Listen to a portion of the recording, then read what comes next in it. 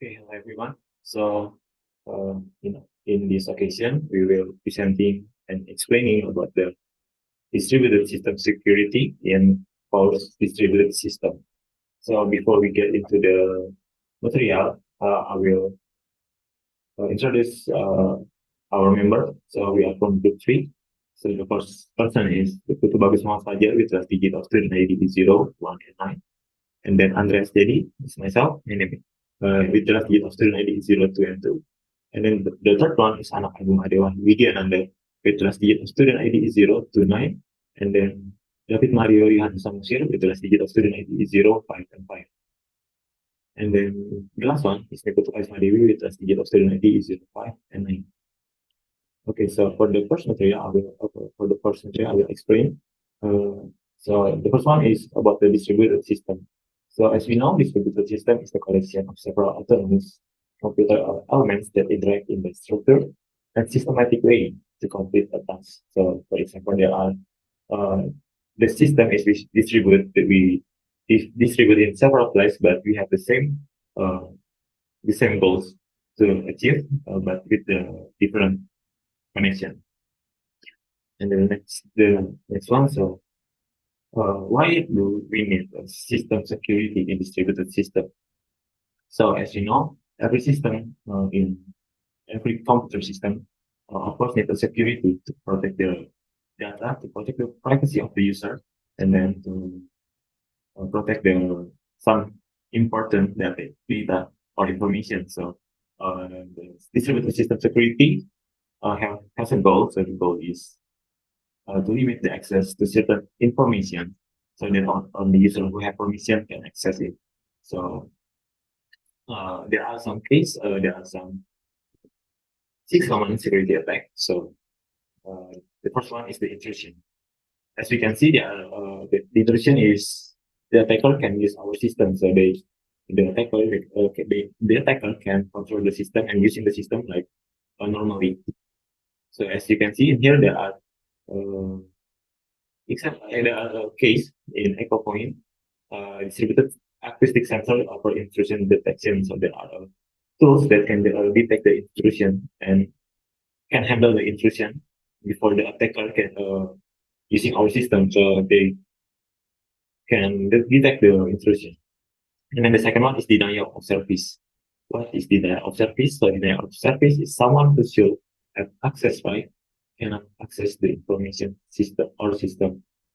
So denial of service is, as you can see the example in the 21st century technology, there are some case that attacker using the denial of service method to access the system that should be not accessed.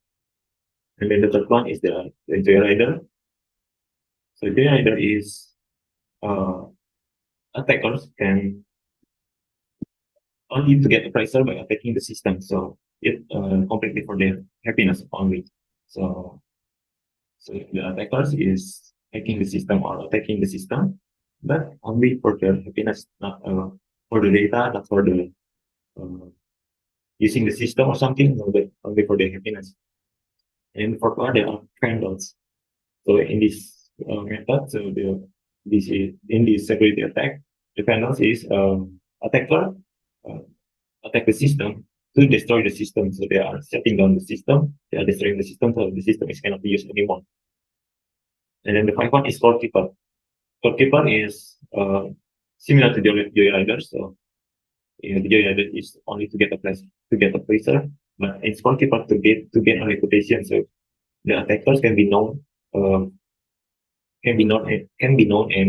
to gain a reputation. So they can be more famous or something. And then the sixth one is spy. So this attacker attack the system to get some information that maybe like a company information, like company secret information. So this is commonly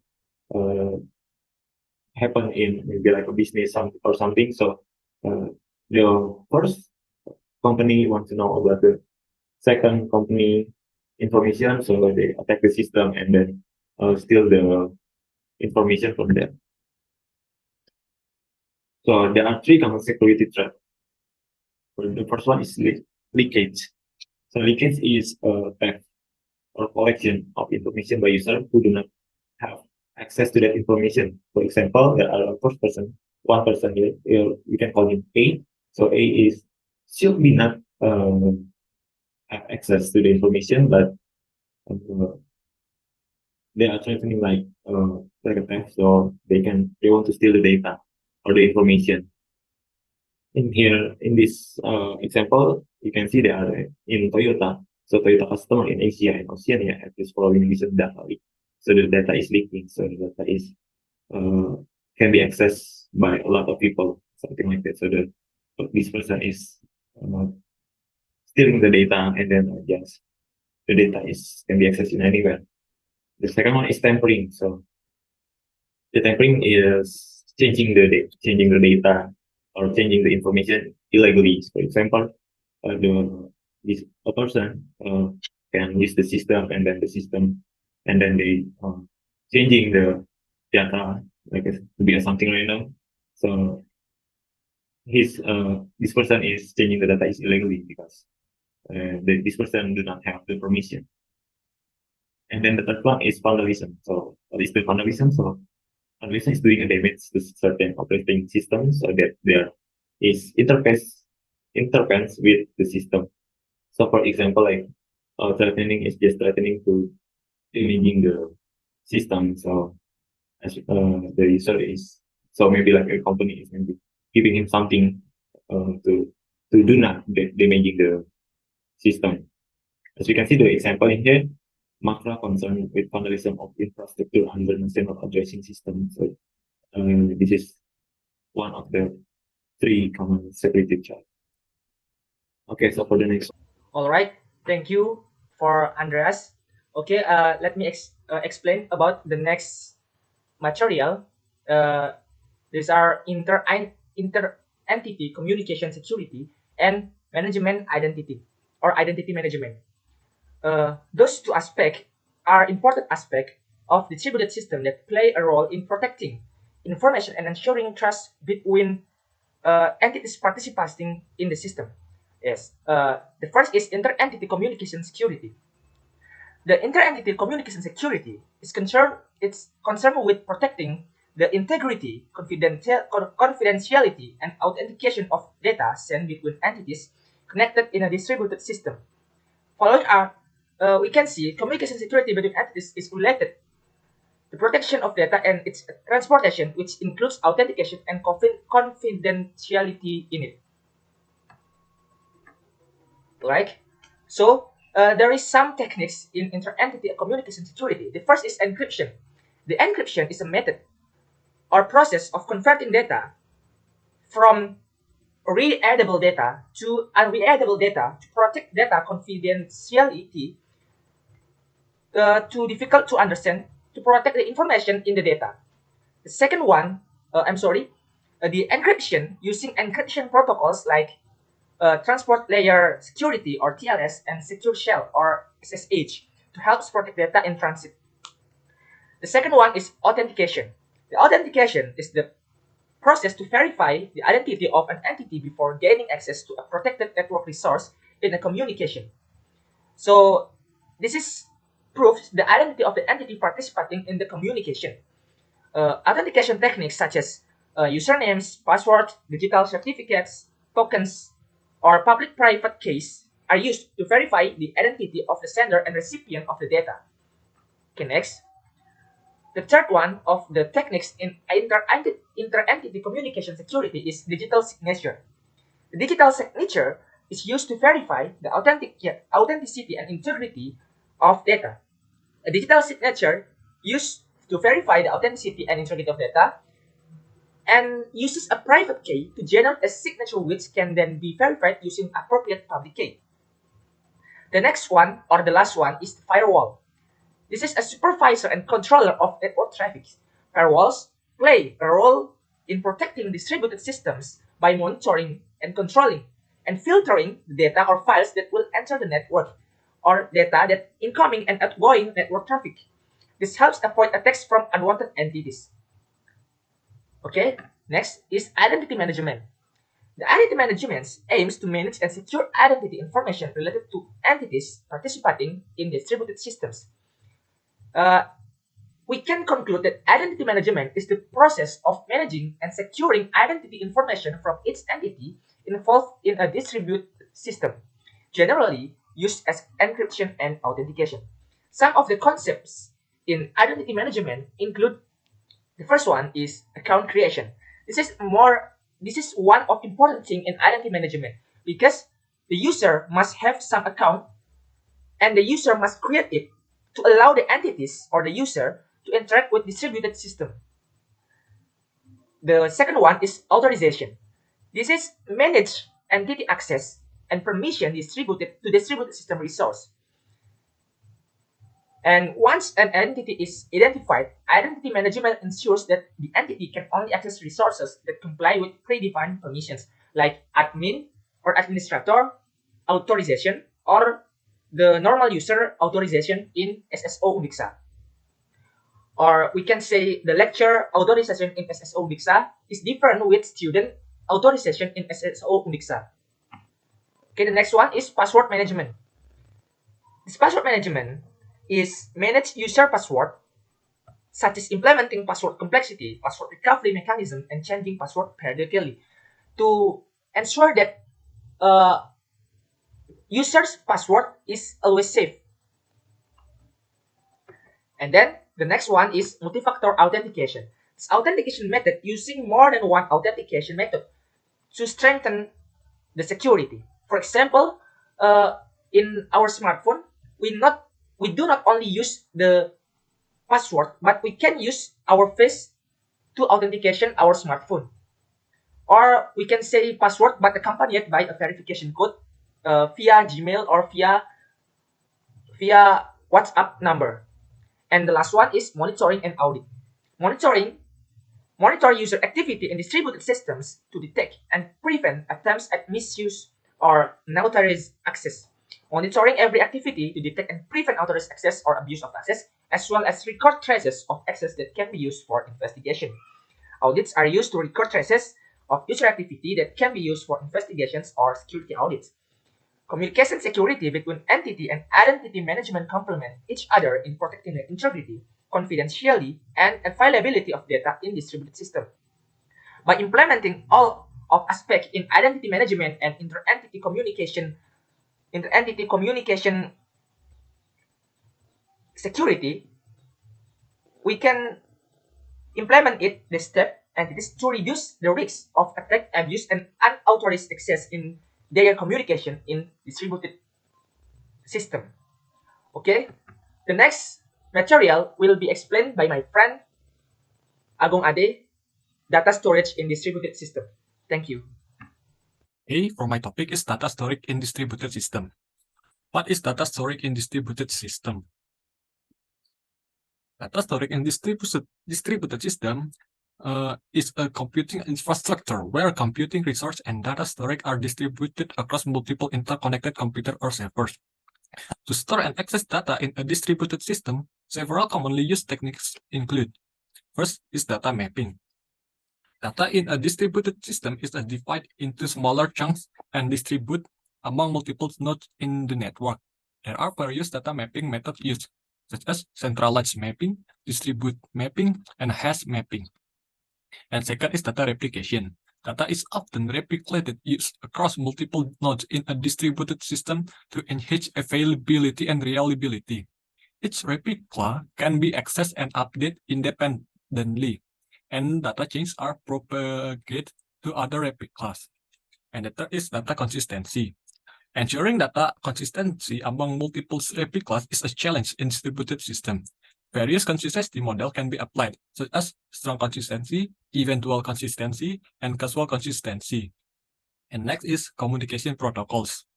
Communication protocols is a communication between nodes in a distributed system and needs to be regulated through reliable and efficient communication protocols. These protocols ensure that data is transmitted securely and arrive correctly at its destination. And the last is distributed storage schemes. Distributed systems often employ distributed storage schemes such as distributed file system or DFS or distributed database management system or DBMS. These schemes provide mechanism for storing and managing data in a distributed manner. And next is security engineering in distributed system. Security techniques in distributed system is a data security in distributed system is crucial to protect data from unauthorized access or unauthorized modification. Some commonly used security techniques in distributions include: first is data encryption. Data encryption is a technique used to secure data by transforming it into an unreadable format unless decrypted with the appropriate encryption key. Data is encrypted before storage and can only be decrypted with the corresponding key. And the second is access control management. Distributed systems still have robust access control mechanism to control data access. This includes user authentication, authorization to allow or restrict access to specific data, and an audit trail to monitor user activities.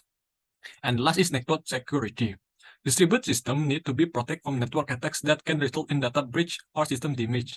Commonly used techniques include the use of firewalls, intrusion detection system, and the implementation of secure communication protocols. Okay, thank you for the opportunity. In this section, I will share to you about the physical infrastructure security in distributed system. Physical infrastructure is the cornerstone of distributed systems, such as have data centers, servers, and networks. In physical infrastructure security, is very critical because the function is like maintaining business operation, protect sensitive data and customer privacy, and then prevent operational disruption and financial losses. And then the last is reduce the risk of data theft, manipulation, and damage. Next.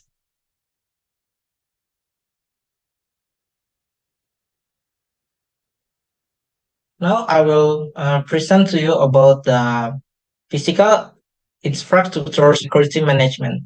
There are two key points of this section, such as security policy and physical infrastructure monitoring.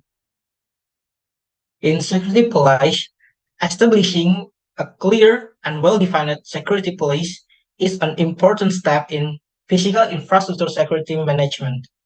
Establishing rules, standards, and procedures help manage risk and keep physical infrastructure secure.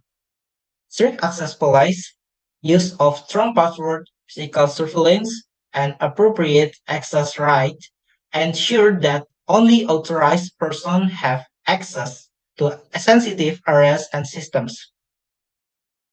And then in the physical infrastructure monitoring, it's continuous monitoring of the physical infrastructure is key in detecting suspicious activity or potential attacks.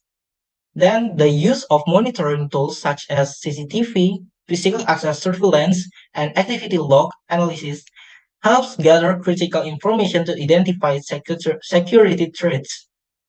Then the active monitoring enables quick action to prevent further attack or intrusions, protect physical infrastructure, and maintain smooth business operations. Next. Then in this slide, I will talk about the security incident response. There are two key points too, such as a quick response action and then structured response plans.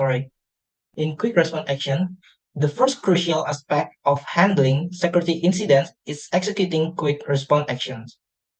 When an incident occurs, time is the essence, and taking immediate step is paramount. Here are the primary quick response actions that should be undertaken. First is stop the attack.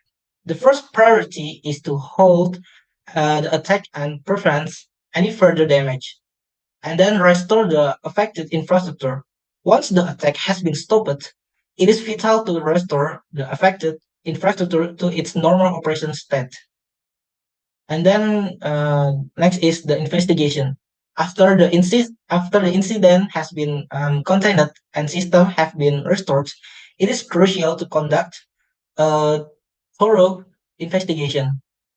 The purpose of this investigation is to understand the cause and impact of the incident fully by analyzing logs, conducting forensic examination, and employing other investigation techniques. We can identify the vulnerabilities exploited and gather evidence to prevent similar incidents in the future. And then in the structured response plans, while quick response actions are essential, they need to be part of larger structural response plan. An effective response plan ensures that incidents are handled consistently, efficiently, and in coordination with all relevant teams. Here are the key elements of a structural response plan. The first is predefined response steps. A well-designed response plan consists of predefined steps that guide the response team through the incident handling process. These steps should be detailed and comprehensive, covering everything from initial detection and assessment to incident containment, eradication, and recovery. Next, the turn team. A response plan is only as good as the team executing it.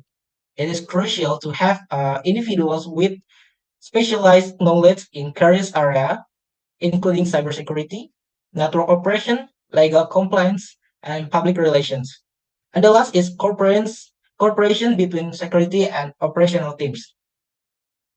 Effective incident response requires close cooperation between security teams and operational teams.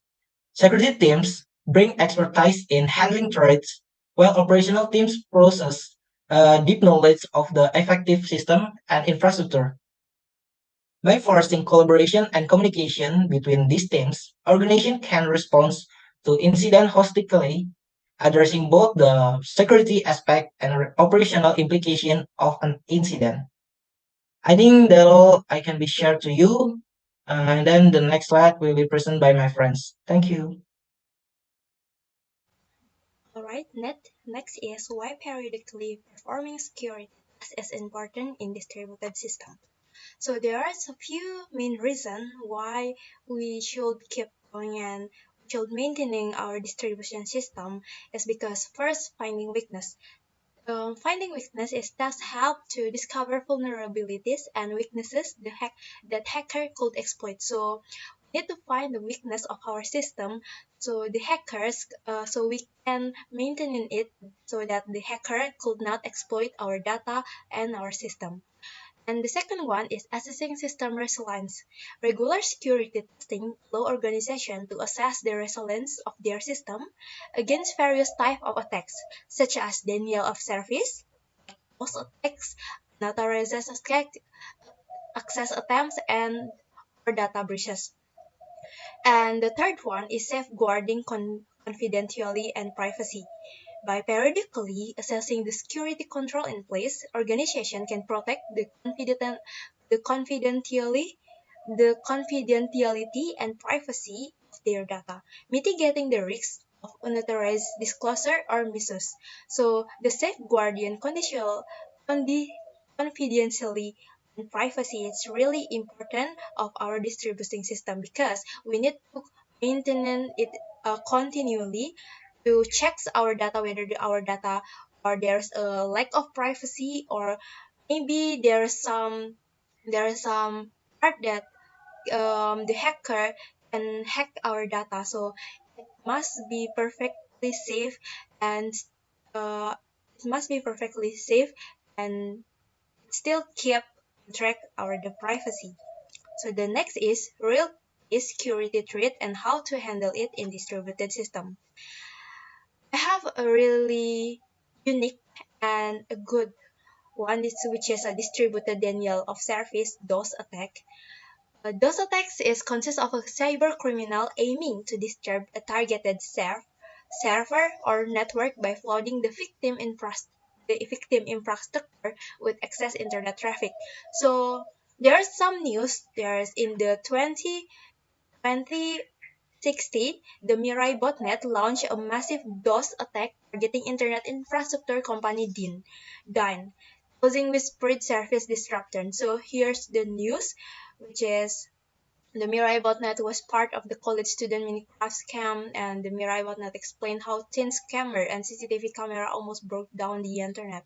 So the first wave of the attack began at 7 a.m. when the cybercriminal commanded that the device within the botnet sent tens of millions of requests to the DNS system and overwhelms its infrastructure. So as a result, over 50 major internet platforms of service by DIN became temporarily inaccessible to users throughout both the Northeast United States and region of Europe. And how they maintain it is the solution is to mitigate that those attacks is technical like limiting traffic filtering and implementing robust content delivery network or CDNs can help distribute and absorb traffic, reducing the impact on the targeted system. But in this attack, the DIN's company has a lot of loss, and there are some several problems, like the cost of the maintaining system and the cost to make that system back to normal, and how the company face, because it's a massive news and there's a lot of everyone know about these attacks, and maybe everyone might be seems to be think twice to make some appointment to um, then make appointment of Dean. So yeah, this company really take and spend a lot of money to make the system and make that company name is going back to normal. So that's all about the distributed system security. As the conclusion is, distributed system security is a vital for protecting data and service in complex networked environments. By implementing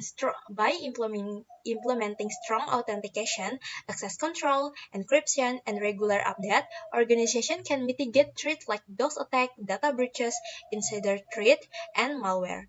Continuous monitoring, vulnerability assessment, and security awareness are essential for prompt threat detection and response. It's crucial to remember that the security is an ongoing process, and staying proactive is necessary to address emergency threats.